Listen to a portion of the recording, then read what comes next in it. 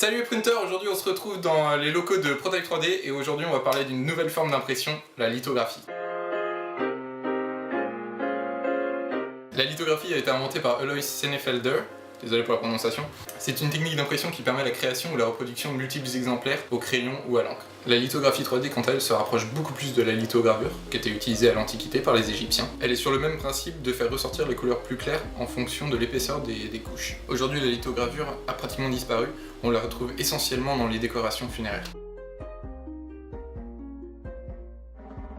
Et donc aujourd'hui, on a développé la lithographie 3D. Je pense que c'est un abus de langage, puisqu'en fait, le but n'est plus de reproduire des exemplaires, mais bien de transformer une photo 2D en une photo 3D.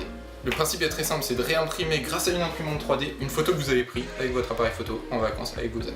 La lithographie 3D c'est très simple, c'est juste une photo 2D à laquelle on rajoute une dimension et cette dimension va permettre en fonction de l'épaisseur des couches localement d'absorber plus ou moins la lumière. L'impression obtenue est de la taille d'une photo standard, c'est après qu'on a une troisième dimension qui en fonction de l'épaisseur des couches va laisser plus ou moins passer la lumière. En gros la lithographie 3D ça donne ça. Alors comme ça ressemble un peu à rien, mais le principe c'est de la rétro-éclairer et grâce à la lumière on a quelque chose de pas si mal que ça. La lithographie c'est une impression vraiment de précision, c'est extrêmement fin, cependant cette fragilité peut nous être très utile, par exemple si on veut poser notre lithographie sur une surface incurvée. Alors la lithographie ça marche bien, mais cette forme d'impression a quelques limites, notamment au niveau des photos que vous pouvez imprimer.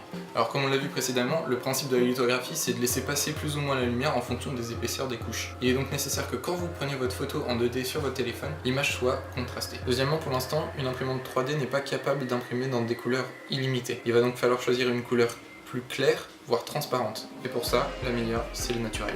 De ce fait, prendre une photo en couleur n'est pas nécessaire. Il serait même préférable de prendre une photo en noir et blanc qui aura des contrastes beaucoup plus importants. Ensuite, la photo ne doit pas être trop exposée à la lumière, mais ne doit pas non plus être prise dans le noir. Sinon, vous obtiendrez une feuille de papier ou un gros tas de matière. Pour les portraits, préférez un fond blanc pour avoir les contours du visage beaucoup plus nets. Alors la théorie, c'est très intéressant, mais comment ça fonctionne ?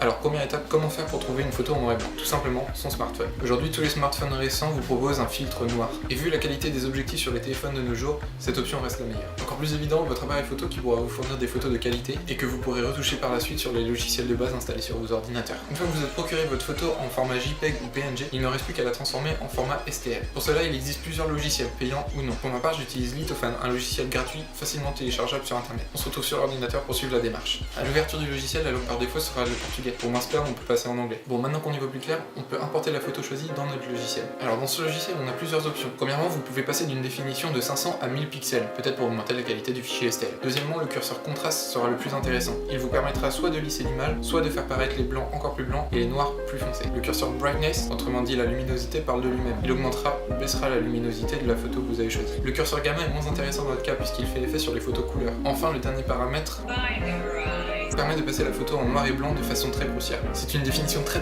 approximative de tous ces paramètres. Il y a une autre partie, le 3D STL. Dans cette catégorie, les deux premiers paramètres correspondent à la taille de la photo. Cette taille est limitée par la taille d'impression de vos imprimantes. Faire attention à ne pas mettre une taille trop importante qui ne rentrerait pas sur le plateau de votre machine. Le paramètre noté Z, quant à lui, conditionne l'épaisseur maximale de votre impression. La valeur thickness définit quant à elle l'épaisseur minimale. Enfin, la valeur edge peut être très pratique puisqu'elle vous permet d'encadrer votre lithographie. Une fois que vous avez réglé tous vos paramètres, il vous suffit juste de générer le fichier STL puis de l'enregistrer sur votre bureau. Une fois que vous avez votre fichier STL, le protocole d'impression est le même que toutes les autres pièces standards que vous avez déjà pu imprimer sur vos imprimantes. Donc maintenant vous n'avez plus qu'à générer le G-code avec votre trancheur habituel en important le fichier STL que vous avez préalablement créé. Il faut cependant respecter quelques conditions comme le remplissage à 100%. Je vous mets en parallèle tous mes paramètres d'impression. La lithographie étant une impression marchant par transparence, on ne peut pas se permettre de voir les nids d'abeilles du remplissage. Et maintenant il n'y a plus qu'à imprimer. En ce qui concerne la matière à utiliser, il est fortement conseillé d'utiliser de l'ABS. Dans la plupart des cas, votre lithographie sera amenée à être proche d'une source de chaleur. Si votre lithographie est en PLA, votre impression risque de fondre. Alors la lithographie 3D c'est bien, c'est beau, mais à quoi ça sert? Cette méthode d'impression est toute jeune et tout sous potentiel n'a pas encore été développé. Aujourd'hui, la lithographie 3D vise l'art décoratif et non un but utile. Cependant, ce nouveau type d'impression peut être une très bonne idée cadeau pour les fêtes.